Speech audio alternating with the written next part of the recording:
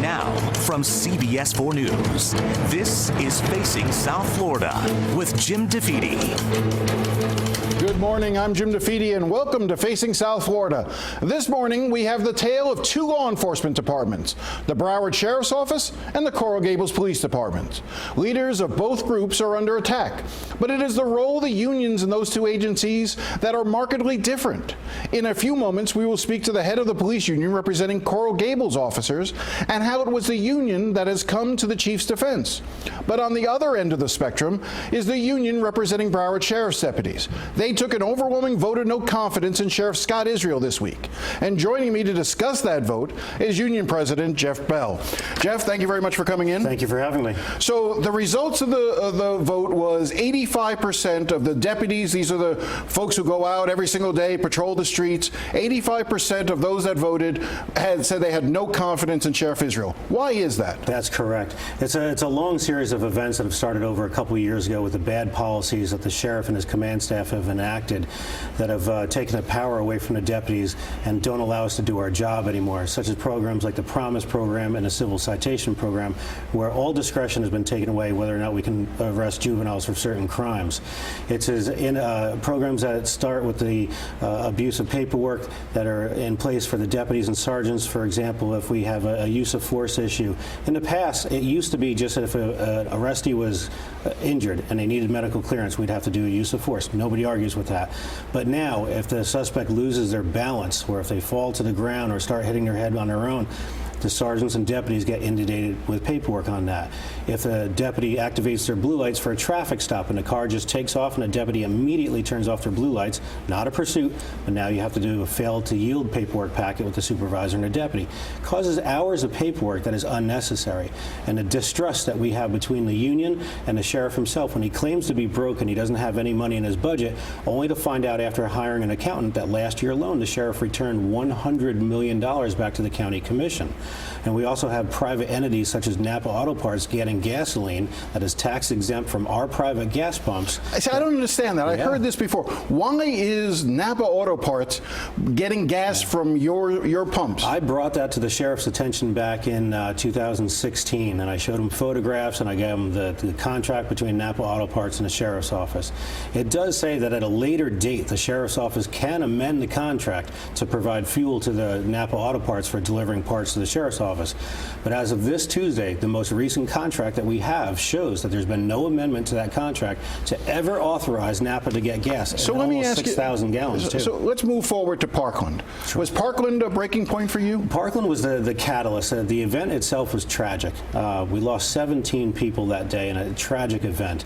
But it was the embarrassing behavior of the sheriff after that when he went on the town hall forum with CNN and just lambasted Dana Lausch from the NRA and started blaming other people for the actions that we had that day instead of the killer, Nicholas Cruz.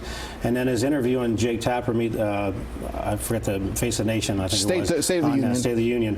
When he started making the comments on that show, just embarrassed the agency. And then to refer to O.J. Simpson in a comment of ifs and buts and whatever that meant, I can't even remember what if he ifs and buts were candy and nuts, O.J. Simpson would still be in the Hall of Fame. That is not an example of an amazing leader. All right, Jeff, let me give you so I think there's a lot of people out there who would agree with you that Sheriff Scott Israel, he's arrogant, he's thin-skinned, he's incapable of taking responsibility.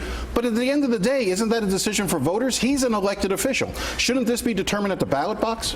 It is a decision that could be made in the next ballot box. However, the sheriff is displaying such incompetence as a leadership and being the leader of a 6,000-person law enforcement division office that something has to be done. And if the sheriff is not willing to display amazing leadership and lead the county at this point forward, then the men and women in the Broward Sheriff's Office took the courage to stand up to the citizens and say, we will represent them. Let me do this. We invited Sheriff Scott Israel to come in, either to sit alongside you or to come in after. He declined. He did not want to come in. He did send a statement, though, and I'm going to read it. I am accountable to the citizens of Broward County. My job is to continue to do the job I was elected to do, which is to ensure the safety of Broward County's 1.9 million residents. I will not be distracted from my duties by this inconsequential IUPA union vote, which was designed to extort a 6.5% pay raise from this agency. Those who purportedly voted in this straw ballot reflect only a small portion of the 5,400 BSO employees. The union unions representing the vast majority of our employees solidly support the leadership of this agency. Is this just a stunt to try to get you more money? No, this is not a stunt for the union to get more money at all. This is a stunt and a complete lie by the sheriff himself. Okay, we've started our negotiations. We made our first offer. The sheriff's office has not countered to anything that we've had. What do you think about the way he says those who purportedly voted? Is he claiming that you rigged the election somehow against him? It somewhat seems like that, but I can tell you that last 2 years ago we had a contract vote for pay raises. 775 people came forward to vote with no fear of retaliation or repercussions whatsoever. Now with a vote of no confidence, 628 deputies still came forward to say enough is enough. And if the sheriff doesn't believe that that's a strong message, that we're tired of his behavior and his policies, then I don't know what else is going to wake him up. But I can guarantee one other thing. This is the only union within the Broward Sheriff's Office that allowed the membership to actually vote to say whether we had confidence or did not. He's been strong-arming the other union leaders to get those letters of endorsement. So the other unions did not actually take a vote. Their union leadership just issued statements on the sheriff's behalf. That is correct. So let me ask you this. The only person who could theoretically remove Sheriff Scott Israel is Governor Rick Scott. And in the past, Governor Scott has only removed elected officials when they've been charged with a criminal offense. What do you want to see Governor Scott do in this case? Well, I'd love to see eventually Governor Scott step in and suspend Sheriff Israel from office and then let the Senate panel make the final decision. And what would the grounds be? What would the grounds for the suspension be? Well, you obviously have the misuse of public funds with that Napa Auto Parts there.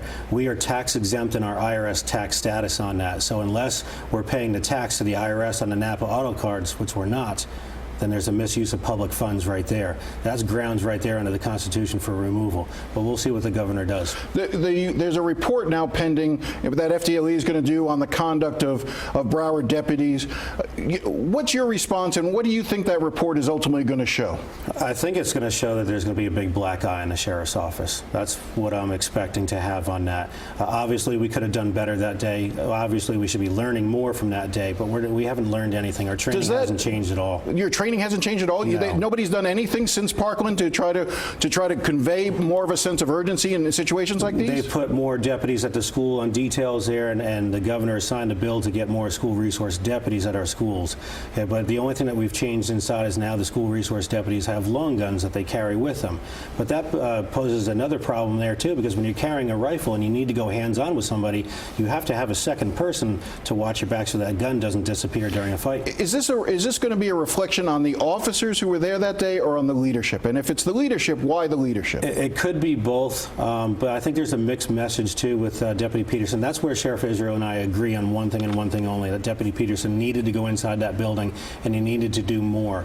But I think you're going to find a conflict in some of our policies that causes confusion. For example, the active shooter. You may go into the building, we train to go in, we know that we have to go in.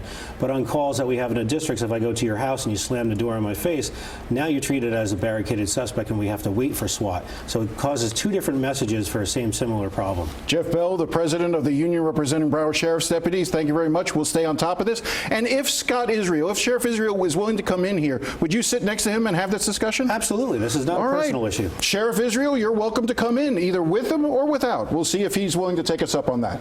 Up next, we dive into Coral Gables, the city beautiful, where things have turned ugly.